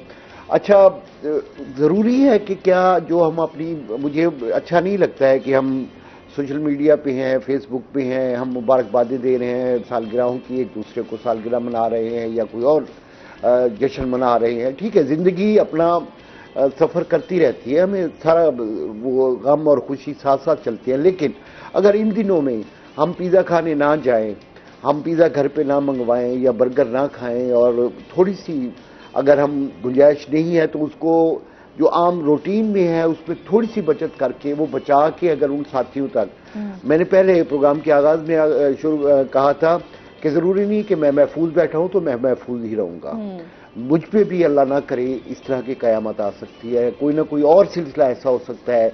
अब जो 2005 में इस्लामाबाद के टावर में सोए हुए थे लोग, क्या वो सोच सकते थे कि ज़ल्ज़ला वहाँ तक आएगा? मुज़फ़्फ़राबाद या आज़ाद कश्मीर या बालाकोट तक तो आया ही आया, लेकिन इस्लामाबाद का वो एक बहुत बड़ा टावर नया नया जो बना था वो मुनहदम हो गया और वहाँ सोए हुए लोग जो थे वो लुक़मा अजल बन गए। तो अल्लाह अब इस सारी आफात से हमें बचाए। किसी वक्त किसी भी जगह किसी को कोई ना कोई कुछ भी हो सकता है। तो हमारे लिए, और मैं अर्ज करूं, कुछ अर्सा पहले जब बर्फबारी हुई तो हमारे इलाकों में ख़ास तौर पे जहां ज़्यादा टूरिस्ट जाते हैं वहां लोगों ने रेट्स बढ़ा दिए, 500-500 रुपये का एक अंडा। पिछले दिनों दोस्त फोर्ट मंडू गए हैं और फंस गए, लैंड स्लाइडिंग की वजह से रास्ता बंद हो गया। तो उनका बताना ये है कि फोर्ट मंडू के होटल्स वालों ने वहां की रिहाइश फ्री कर दी, नाश्ता अपनी जेब से दिया कि नहीं आप लोग मजबूरन फंस गए हो। रात में देख रहा था सवाद साइड पे होटल वालों ने होटल फ्री कर दिए। हाँ, उन्होंने खाना तीनों टाइम का, वो कहने लगे हम ग्रोसरी लेने गए हैं तो उन्होंने हमें पैसे हमसे नहीं लिए। गुलजार साहब है जरा इस्माइल खान से, हमारे सीनियर साथी हैं न्यूज के, रिटायर हो गए हैं। आज मैं सुबह उनसे बात हुई तो बता रहे थे, पोस्ट भी उन्होंने लगाई कि हम लोग गए और सामान लेने के लिए गए हैं किसी जगह पे, कर्टन लिए हमने, तो उन्होंने कहा, हमने कहा यार सैलाब के लिए ले रहे हैं, रियायत करो। उनका सैलाब के लिए ले रहे हैं, ये 3 कार्टन हमारी तरफ से ले जाए। ऐसे भी लोग हैं कि दर्दमंद दिल रखते हैं और कोशिश करते हैं कि वो आसानियां तकसीम कर सके, लोगों तक आसानियां पहुंचा सके। बुरे वक्त का किसी को कुछ पता नहीं। बिल्कुल ऐसे। अल्लाह के साथ कारोबार करें, वो सबसे अच्छा है। सदका निकालें, अपनी तरफ से जो दे सकते हैं। और जैसे अभी डॉक्टर साहब भी कह रहे थे, वो 100 रुपए से लेके लाखों करोड़ों तक मिल मालकान कोशिश कर रहे हैं, बहुत सारे लोग हैं वो दे रहे हैं। अगर मैं एक छोटी सी दुकान, अपना छोटा सा भट्टा, छोटी सी रेड़ी है, उसमें से अगर कुछ फल कोई जो ले रहा है उसमें से अगर थोड़े से मैं ज्यादा दे दूं, माना महंगाई है, माना बहुत सारे मसाइल हैं जिंदगी के, आपको, मुझे, मेरे, हमारे देखने वालों को। लेकिन इसके लिए अगर हम थोड़ा सा, आमतौर पे भी तो बहुत सारी कुर्बानियां देते हैं हम, हाँ, अपनी बहुत सारी ख्वाहिशात को रोक लेते हैं। तो इन दिनों में जरूरत है कि अगर हम उन थोड़ी सी चीजों को अपने लिए रोक के, अपने लिए बचा के, उनके लिए बचा के उन तक पहुंचाने की कोशिश करें, तो हमारे लिए बहुत अच्छा रहेगा। बिल्कुल ऐसे किया सर, आपने बहुत अच्छा मैसेज दिया। अब बाकी इस टाइम बड़ी जरूरत है कि हम सबको मिलकर जो है, जो आपके ज्यादा नहीं कर सकते, हम समझते हैं हर इंसान के अपने अपने मसाइल हैं, लेकिन अपने मसाइल को देखते हुए आप थोड़ी सी भी किसी की हेल्प कर देंगे, आसानी कर देंगे, तो वो आपका अल्लाह ताला के, वो उसका जो अजर है वो अल्लाह ताला ही दे सकता है ना, वो एक बंदा तो नहीं आपको दे सकता। सर बहुत शुक्रिया, बहुत अच्छा लगा आप हमारे शो का हिस्सा बने और बहुत अच्छा मैसेज भी आपने दिया। सर आप कोई मैसेज देना चाहें हमारे व्यूअर्स को? बस इस वक्त पूरी कौम मुश्किल में है, बड़ी तादाद में लोग मुतासर हुए हैं, जितनी आप मदद कर सकते हैं और ये आपके अपने बस में है, जहाँ जहाँ आप जिस अंदाज से मदद कर सकते हैं ज़रूर मदद करें।